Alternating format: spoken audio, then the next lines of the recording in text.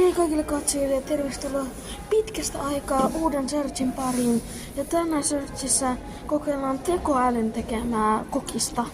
Niin kun testataan sitä, minkä makuista tämä on. No. Hetki pieni. Älkää lähtikö minnekään vielä. No niin, nyt mä olen puoliksi avannut tän. Hetki vaan. Oi. Tässä tekoäly on printannut tän kuvan. Tästä on ihan jännäköistä. Nyt testaa minkä makusta tää on.